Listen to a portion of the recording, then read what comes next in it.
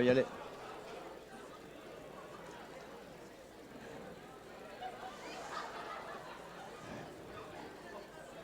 Mesdames, Messieurs, bonjour.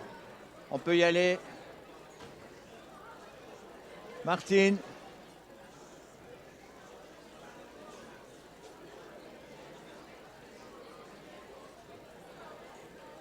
On commence, Martine? On commence? Allez, on va commencer. Bonjour tout le monde. Comme vous le voyez sur toutes les affiches, on va parler nutrition, alimentation et environnement toute la semaine au Printemps des Sciences. Et comme ça arrive parfois, une fois tous les 2 ans ou tous les 3 ans, le Printemps des Sciences tombe en même temps que ce qu'on appelle la Semaine internationale du cerveau.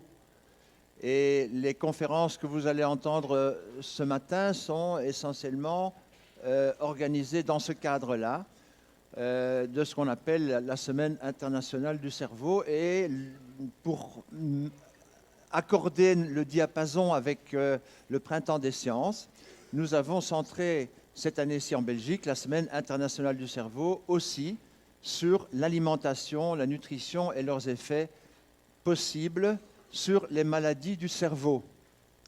Alors pourquoi est-ce qu'on fait une Semaine internationale du cerveau?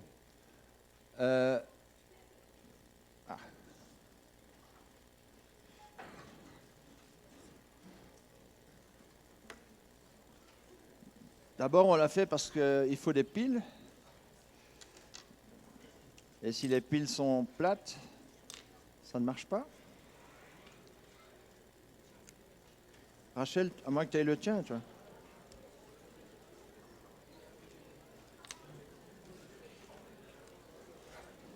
Ça va, ça va. Je pense que ça va aller, ouais. J'espère. Ben non, ça va pas. Ça avance? Il est allumé. C'est sur quel ordi tu travailles, celui-là ou celui-là? Ça dépend où tu veux. C'est sur celui-ci. Celui-là. Tu l'as mis là? Bah tiens, prends le mien. C'est le mien. Ça va, je vais avancer la main. Attends, on va commencer avec celui-ci. Donc voilà, c'est bon. Là, vous devriez pouvoir l'avoir. Il est installé. Voilà, là, voilà. L'international du cerveau en Belgique est coordonné par ce qu'on appelle le Belgian Brain Council. Alors pour vous mettre un petit peu au courant, je vais vous expliquer en 2 mots ce que c'est pour un bidule, le Belgian Brain Council que vous voyez là.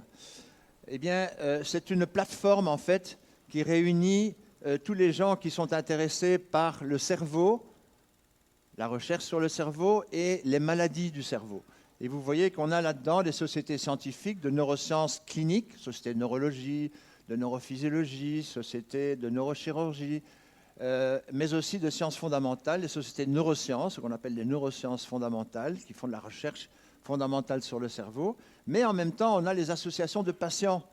Les maladies neurologiques, comme beaucoup d'autres maladies, les patients s'organisent dans ce qu'on appelle les associations de patients qui essaient de défendre les causes des maladies spécifiques, sclérose en plaques, Parkinson, maladie d'Alzheimer, etc. Nous avons aussi des représentants de l'industrie pharmaceutique parce qu'il y a une grande partie de la recherche sur le cerveau et sur les maladies neurologiques qui est faite par l'industrie pharmaceutique, qui n'est pas faite par les pouvoirs publics. Et nous avons un représentant de l'organisation en fait qui organise la Semaine internationale du cerveau et qui est une association qui a été fondée aux États-Unis, qu'un milliardaire en fait américain a fondée parce que sa fille qui s'appelait Dana avait été atteinte par une maladie neurologique qui s'appelle la American Dana Alliance for the Brain, et le chapitre européen, c'est la European Dana Alliance for the Brain. Et donc, ce que nous essayons de faire, c'est de faire avancer les connaissances et le financement de la recherche sur le cerveau et ses maladies. Vous voyez, les objectifs du BBC sont ici. On a été fondé en 2005. Vous voyez que d'une part, on essaye, et ça fait partie de l'objectif aujourd'hui aussi pour vous, d'accroître vos connaissances sur le cerveau et sur les maladies du cerveau. On essaie aussi par d'autres moyens et aussi via vous. Vous serez plus tard, et vous êtes déjà des électeurs. Et ce sont des politiciens qui décident des fonds de recherche attribués en médecine, et en particulier dans la recherche sur le cerveau. Eh bien, on essaie aussi d'augmenter les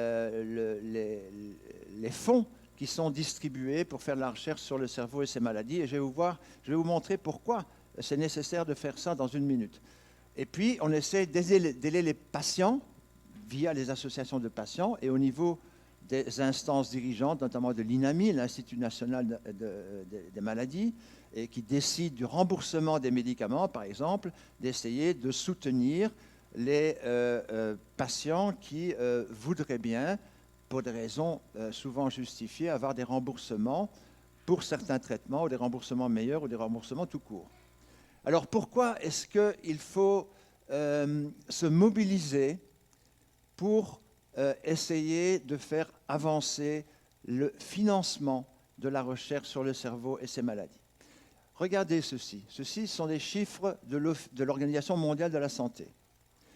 Dans toutes les maladies qui atteignent l'homme sur Terre, eh bien, le handicap entraîné par les maladies du cerveau, quand je dis maladies du cerveau, ça comprend toutes les maladies du cerveau, les maladies neurologiques, neurochirurgicales, les maladies psychiatriques aussi.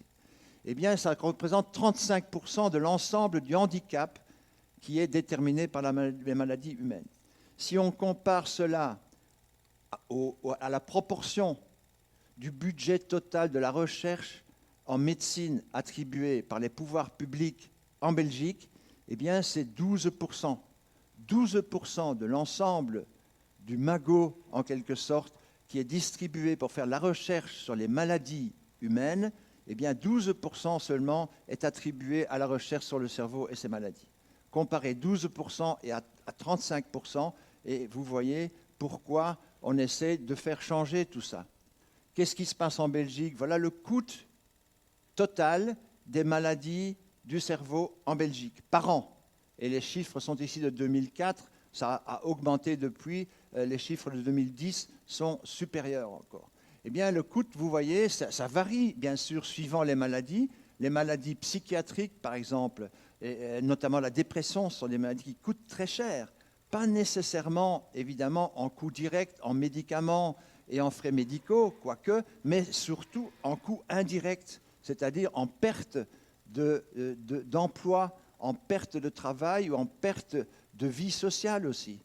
Vous savez qu'il y a un grand dénominateur commun de toutes les maladies du cerveau. C'est que ça déconnecte le sujet pour des raisons qui sont des raisons mentales ou des raisons motrices, de motricité. Ça déconnecte le sujet des autres. Ça le déconnecte de la société. Ça l'empêche de travailler. Ça l'empêche d'avoir une vie familiale et sociale normale. Et toutes les maladies neurologiques, en fait, ont ce dénominateur commun à des degrés divers. Mais vous voyez que le coût est différent. Le coût varie suivant, notamment, la fréquence de ces maladies dans la société. Vous voyez, les tumeurs cérébrales qui sont là sont évidemment des maladies cérébrales très importantes, qui sont souvent mortelles, mais ça atteint un petit nombre de sujets dans la population générale, alors que la dépression ici, ça atteint entre 25 et 30% de personnes dans la population générale. Donc forcément, le coût total de la maladie est plus important. Et vous voyez qu'en Belgique, en 2004, c'était 10 milliards et demi, alors que donc, ça représentait à peu près plus de 1 000 euros par an par habitant. Et en 2010, on est à 1672 euros exactement par an par habitant que ça nous coûte. Ça vous coûte. Ça nous coûte ça, les maladies du cerveau. Et qu'est-ce qu'on distribue, qu'est-ce qu'on donne par habitant aux maladies? Ça, c'est le classement des fonds publics en euros par habitant par an. Fonds publics qui sont attribués à la recherche sur le cerveau et ses maladies. Et si vous recherchez la Belgique, vous voyez que l'Irlande est très bien classée. Ça représente 7 euros à peu près par habitant par an. Alors, cherchez la Belgique, vous la trouvez? Ce n'est pas comme à l'euro, hein. Ce n'est pas comme au football. Hein. On n'est pas classé premier du tout. Hein.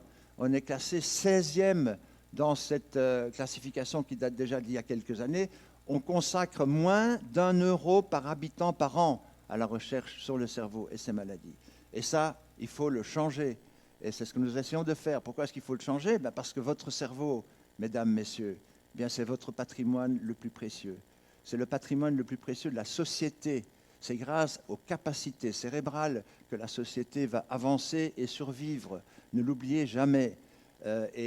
Dans les exposés que vous aurez aujourd'hui, vous allez voir qu'on essaye de vous informer sur des choses qu'il ne faut pas faire et sur des choses qu'il faut éventuellement faire pour conserver et faire développer ce patrimoine précieux que nous avons tous et que nous devons précieusement conserver. Et donc la recherche sur le cerveau, c'est un excellent investissement. Je n'ai pas le temps de vous le montrer, mais il y a plusieurs études qui montrent clairement que si on finance des recherches et si on développe des traitements plus efficaces pour certaines maladies, que ce soit la maladie d'Alzheimer, que ce soit la maladie de Parkinson, que ce soit les accidents cérébrovasculaires, eh bien, on a un gain, un retour sur l'investissement qui atteint 50% dans certaines études, par diminution du coût sociétal de la maladie. Et donc, c'est très important de le faire. Alors aujourd'hui, qu'est-ce que nous avons au menu? Eh bien, voilà le programme que vous connaissez, je ne sais pas si vous l'avez vu. Eh bien, nous allons commencer par le professeur Garot. Le professeur Garot est un neurologue et qui donne un cours de neurophysiologie à l'Université de Liège. Il est spécialisé dans ce qu'on appelle les mouvements anormaux, les motor disorders, dont fait partie la maladie de Parkinson.